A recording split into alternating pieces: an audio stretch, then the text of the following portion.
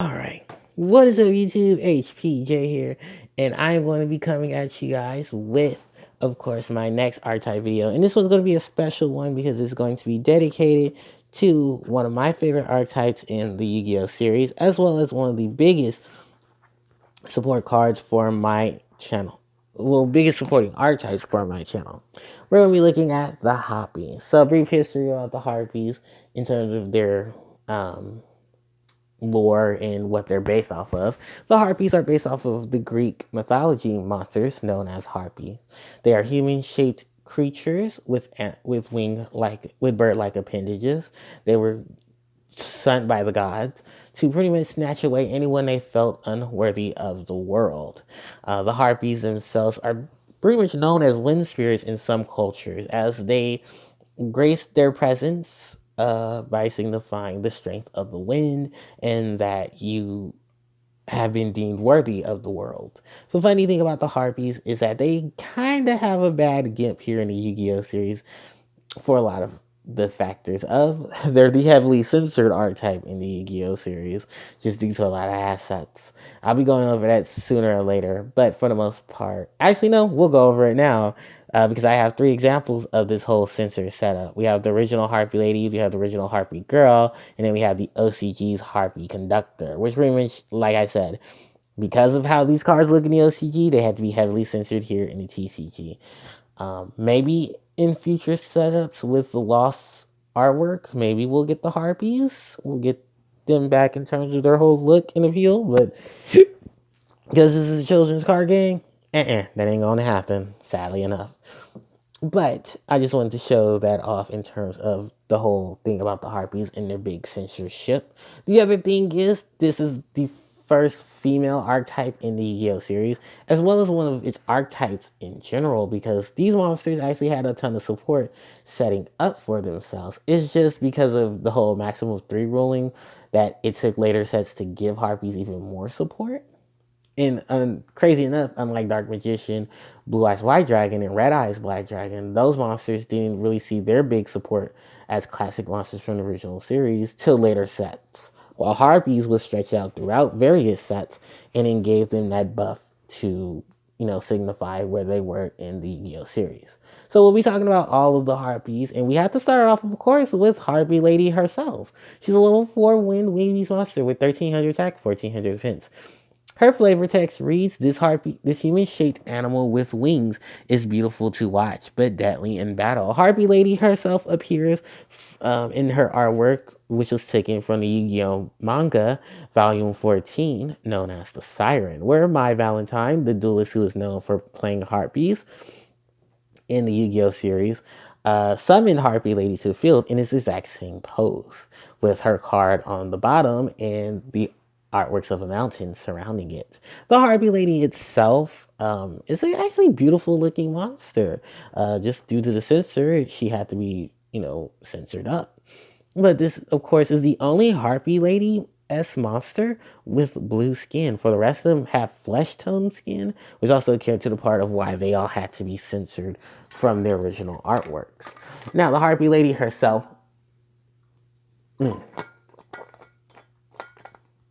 is not the only normal monster in the archetype in terms of that scenario. But before we go any further, we do have to address one little elephant in the room with the Harpies, and that is, of course, Harpies Brother. Well, he's not known as Harpies Brother anymore. He's actually known as Sky Scout. This level 4 winged beast monster initially started off as Harpies Brother due to a translation error on the TCG's end, because in the OCG, he was known as Birdman. Now, because of the whole situation of words and names and stuff, they had to change him up, so they ended up giving him the name Harpies Brother. But as of Astro Pack 2 in the TCG, Sky Scout became his name, and he still generally kept everything else about him. We also can account to 2 more winged beast monsters with a similar motif to the Harpies that were a little more closer in that resemblance. We're talking about Swift Birdman Joe and Sonic Shooter. These 2 monsters have a similar motif to the Harpies, as they have, those bird-like appendages on their hands. They have talons on their hands and feet. They have their wings stretched out from their arms, and they have this similar whole top of their body bare, but their bottom part of their body has clothing. And then the crazy thing is, not Sky, but Swift Birdman Joe has various clothes, not well, various backgrounds similar to Harpy Ladies 1, 2, and 3. And Sonic Shooter also came to a similar setup as well. But these monsters do not count as harpies, for even though the male harpies did exist within the lore of Greek mythology, the Yu-Gi-Oh series said no, we're just gonna focus on the waifu aspect of it and just cancel the men's out. Cancel the men out. Too bad, because you could have benefited from the whole husbando thing, but Konami. Alright, so we're gonna move on from Harpie Lady and we're gonna go on to Harpie Girl. So this level 2 Wingiby's monster has the flavor text that reads, a harpy chick who foots about beautifully and gracefully, but attacks sharply. This monster, of course, pays homage to both Harpie Dancer and Harpie Queen, who later came in the series, in which she has similar blonde hair to Harpie Dancer, and her OCG artwork and Harpie Queen's OCG artwork are actually the same, where they're wearing that same very skimpy latex-esque body armor around them, which was heavily censored here in the TCG. So we move on from Harpie Girl and we go on to, of course, the beautiful Cyber Harpie Lady, known in OCG as Cyber Harpie Lady Cyber Bondage. So Cyber Harpie Lady pretty much was one of the many monsters in the Yu-Gi-Oh series who had the flavor text. This card's name is always treated as insert monster's name here. For her, it is Harpie Lady. And fun fact, any monster who has that whole parentheses of text in their name, that monster is always treated as a particular monster, and that card effect cannot be negated. Actually, it's not even a fact. It is a condition. So, because of how the Yu-Gi-Oh series works, you can only control 3 cards in your deck at a time for a particular card, unless it's limited, semi-limited, or forbidden within the Yu-Gi-Oh gaming rules. Now, the crazy thing about Cyber Harpie Lady is that she's not the only Harpie Lady to have a print of herself to be based on that similar setup. We do have Harpie Ladies 1, 2, and 3, who are also created in Rise of Destiny, who had this similar setup to them, as they're always treated as Harpie Lady. So, until the release of Harpie Queen, these monsters kind of hindered the Harpie archetype for a while, because Harpie Lady was rendered to Harpie Lady, Cyber Harpie Lady, Harpie Lady 1, 2, and 3, all being Harpie Lady, Harpie Lady Sisters, Harpie's Pet Baby Dragon, and Harpie's Pet Dragon, just to fit into the same motif of the Harpies. Which, I mean, there were other winged beasts that you could play into the deck to help the deck, have some stability, or even a couple of dragons or boss monsters if you wanted to. But as we all know, the Yu-Gi-Oh series kind of just mashed itself. Sorry as I stretch. But for the most part, I mean, these 3 monsters sequentially make up their own setup in scenarios, but we'll go to them later. I just wanted to address the whole maximum of 3 ruling, where you pretty much can't run Harpie Ladies 1, 2, 3 and one Cyber Harpie Lady, because everyone's treated as Harpie Lady. Which is funny because all the newer Harpie monsters that came out after this helped change that whole setup for the Harpie archetype for later. Now, as we all know, this is Cyber Harpie Lady, and she's equipped with the equipped spell Cyber Shield, known in the OCG as Cyber Shield, Cyber Bondage. It's all akin to the whole BDSM scenario of the Harpies, where they kind of dominate their dragons, making them their pets, and then they use their alluring looks to get their men, and then, well, you kind of go from there, because I ain't going any further. Cyber Harpie Lady, of course, is equipped with the equip spell for the Harpie archetype, if I can find it, because that is actually Cyber Shield. No, yeah, it's right here. What else was I looking for? No, nothing. I'm sorry. I'm Luffy, but I'm actually looking for Harpie Lady because I just wanted to show that was literally how she came to be. She's an enhanced Harpie Lady with more attack, less defense. 100 less defense, but 500 more attack. She's also equipped with the the equip spell Rosewood, which is known in the Yu-Gi-Oh series for being the other equipped spell for the Harpies that gave them 300 attack, which would have made Cyber Harpie Lady's original attack 2100 with 1400 defense. But they did not count to Rose Whip, and they're only counted for Cyber Shield. And the factor of that, it still leads on to more of that BDSM thing, which is why Rose Whip has not been printed in any set for Harpies at all, sadly enough. Other than that, I mean, It's just an equipped spell, and it's, excuse me, just an advanced version of Harpie Lady. I also didn't know about Harpie Lady because I can move Harpie Lady, Cyber Harpie Lady because I move Harpie Lady out of her way. Is that she was the first sneak peek card to be released for the series, as she is from she is SP1EN001, meaning that she was the first sneak peek card for English translation, which I believe is Flamer's Eternity, which was one of the classic sets for the series, which was not bad. So we move on from Cyber Harpie Ladies to talk about Harpie Ladies 1, 2, and 3. Each of these monsters, of course, have their own unique effect outside of always being treated as Harpie Lady. Harpie Lady 1 gives all wind monsters 300 additional attack. Harpie Lady 2, whenever she battles an opponent's monster and destroys it by battle, she if that monster had a flip effect, she negates it. And Harpie Lady 3 says when an opponent's monster battles this card, cannot declare an attack during your opponent's next 2 turns.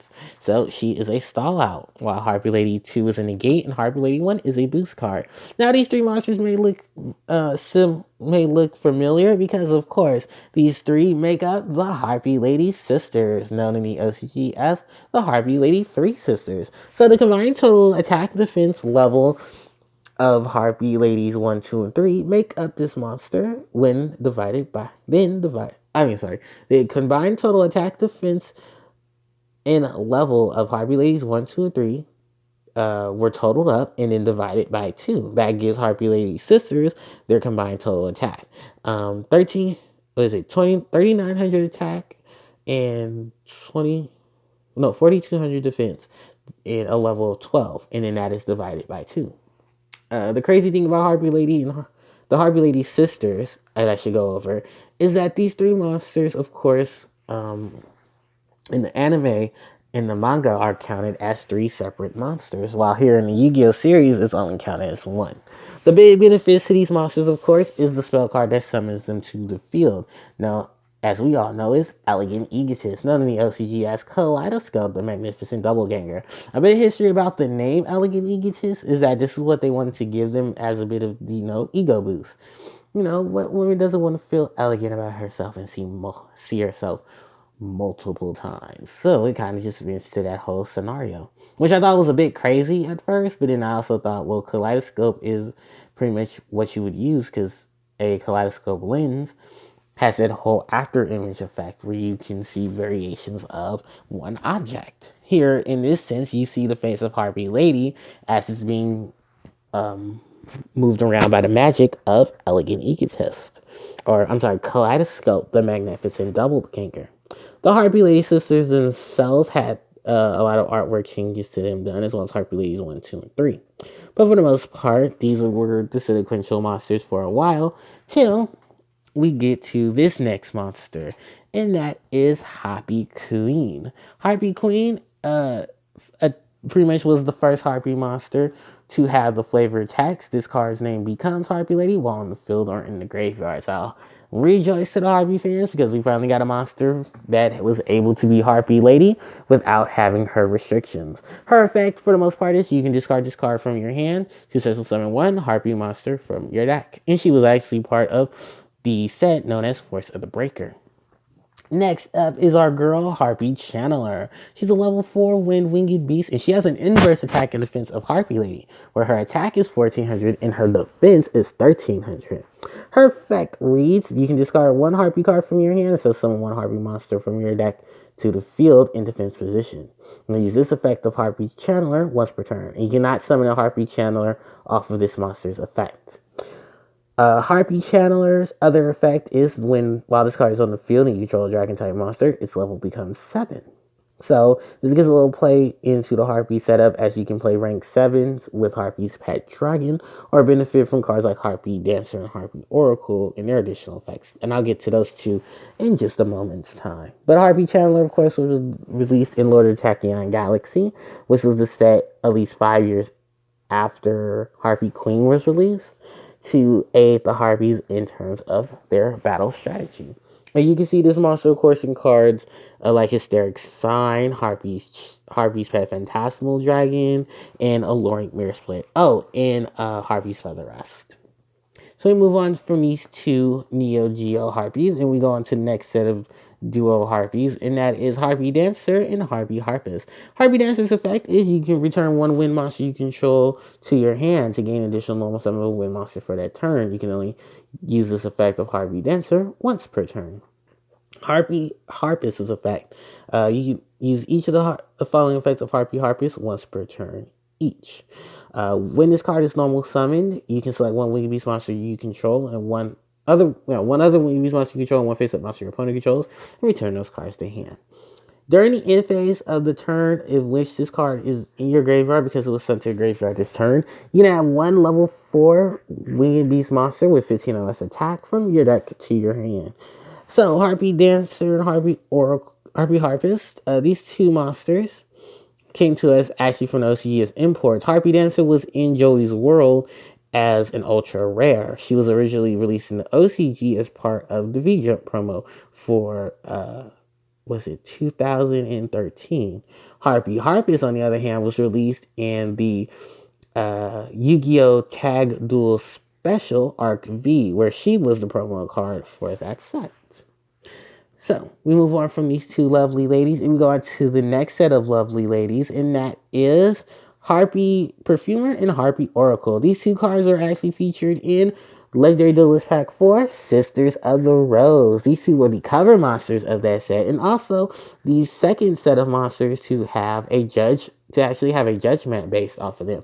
For Harpie Chandler was the first Harpie monster to have a judgment based off of her, and Harpie Perfumer and Oracle came after. Harpie Perfumer, level 4, when we give you this monster, and her effect is, when this card is no more summoned or set, you can add one spell or trap card that specifically lists Harpie Ladies Sisters in its text from your deck to your hand. If you control a level 5 or higher Harpie monster, when this card activates its effect, you can add an additional card from your deck to your hand, but it cannot share the same name as the first target. You only use this effect of Harpie Perfumer once per turn. Harpie Oracle, level 4 Wind Winged Beast monster, has two effects that can be used during once per turn each.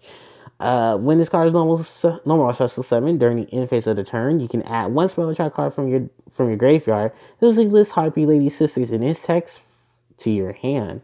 When this card is in your hand and you control a level 5 or higher Harpie monster, you can summon this monster to the field.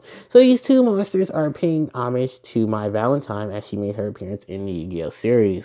When she started off, she had a gimmick and a bit of a trick to her opponents. As she told them she could foresee the future, which is against to Harpie Oracle. But it was later exposed that she was using perfume scents to tell which cards were coming out of her deck when she drew into them, and she would plan her strategy accordingly to boost up her Harpie Lady army. The crazy thing about Harpie Perfumer, of course, is she's holding the perfume bottle, which was a reference to that.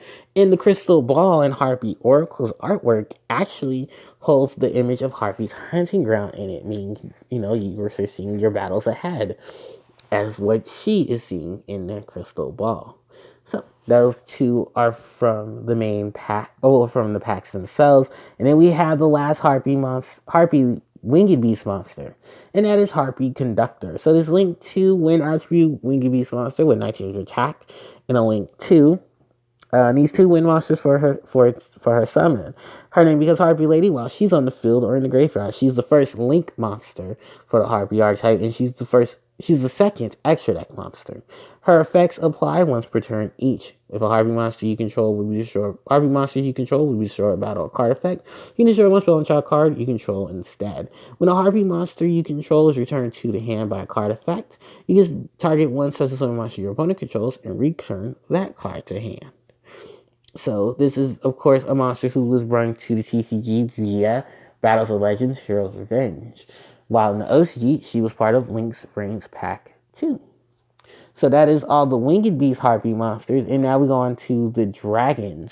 We have Harpie's Pet Dragon, level 7 dragon type monster with 2,000 attack, 2,500 defense, and its effect is it gains 300 attack and defense for each Harpie Lady on the field. There are two retrains to this ever faithful servant of the Harpie archetype. We have Harpie's Pet Baby Dragon.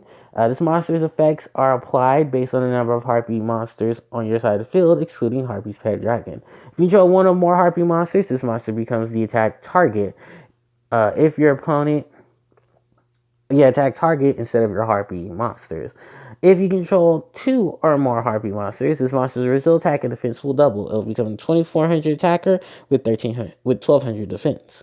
And once per turn, if you have 3 or more Harpie monsters, you can target one card your opponent controls and destroy that card. This monster was censored, ironically enough, as Harpie Girl appears in its artwork. In the OCG, of course, we know she's bare nude, except for the black lining she wears as an outfit, but that was heavily changed here in the TCG. Next up is Harpie's Pet Phantasmal Dragon, known in the OCG as Harpie's Pet Mirage Dragon. This monster stat setup is like this. It is a rank 4 Dragon type monster, 2500 defense, 2000 attack, and it needs 3 level 4 wind monsters for its Exceed summon. It applies its effects while it has Exceed material. It can attack your opponent directly. You attack your opponent directly. Your Harpie monster cannot be targeted for battle or card effect.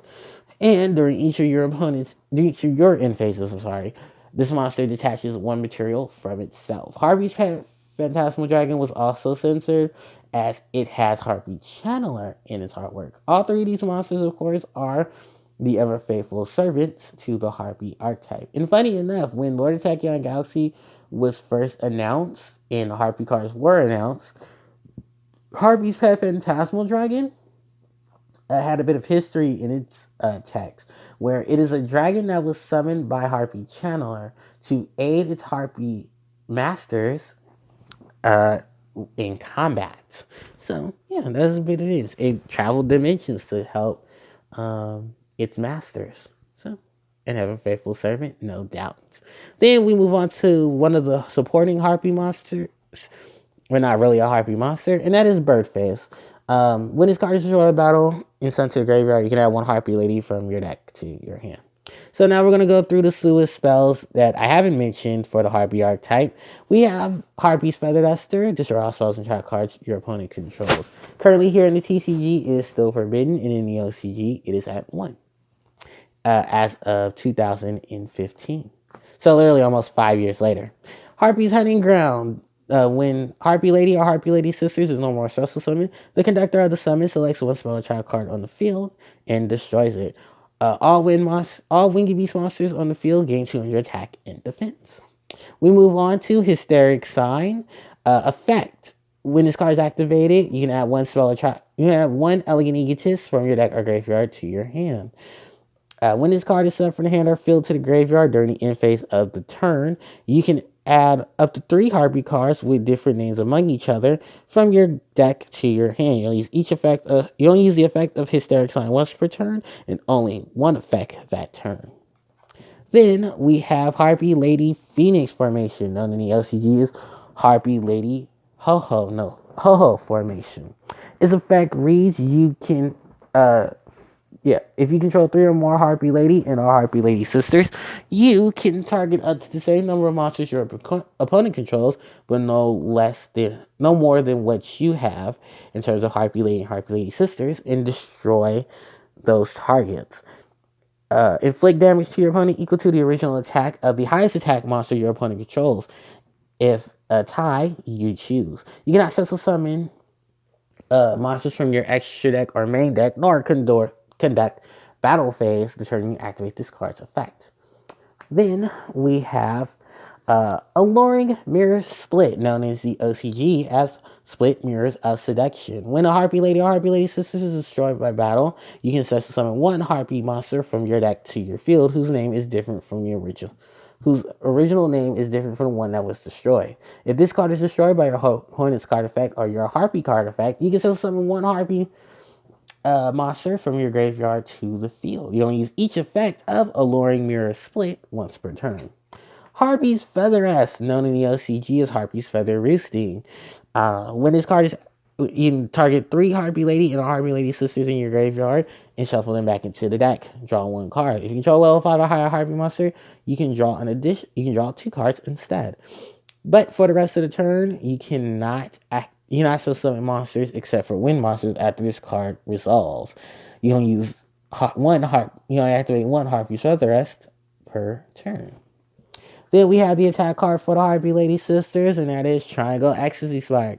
To the end phase of the turn, the attack of all Harpie Lady Sisters currently on the field becomes 2,700. Your opponent cannot activate any trap cards, and also negate all trap cards your opponent controls on their side of the field. Then we have the child card lineup for the Harpies. We have Hysteric Party. Discard one card from your hand. So summon as many Harpie Ladies from your graveyard to the field as possible. When this card leaves the field, destroy the monsters attached to it. We have Harpies Feather Storm, known in the LCG as Harpies Feather Blizzard. You can activate this card if you control a Wind, Wingy Beast type monster.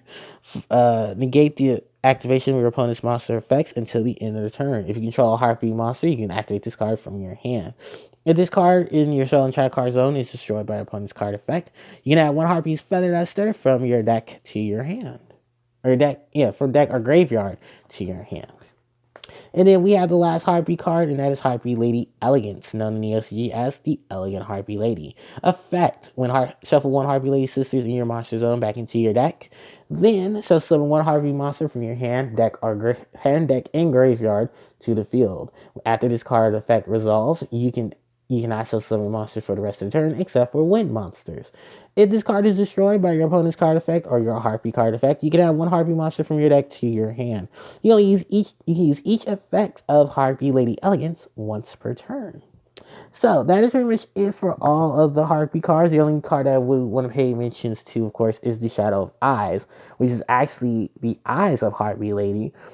And its effect is that you can target one monster that is set on your opponent's side of the field, flip that monster face up to attack position, and its effects are not activated. This card was used in the anime exclusively for Harpie Ladies as an equip spell that forced all your opponent's monsters to attack it that were male and not female.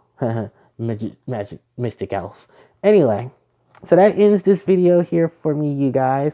I just want to say thank you guys so much for watching the Harpie Archetype video, and thank you guys so much for the 10 years of awesome that you have given me. Thank you guys so much for watching. I hope you guys enjoyed this video, and if there's any more Harpie lore you'd like to add, you can always, of course, fill it out in the comment section below. Thank you guys so much for watching. Don't forget to like, comment, share, and subscribe, and I'll catch you guys next time. HCJ, signing out.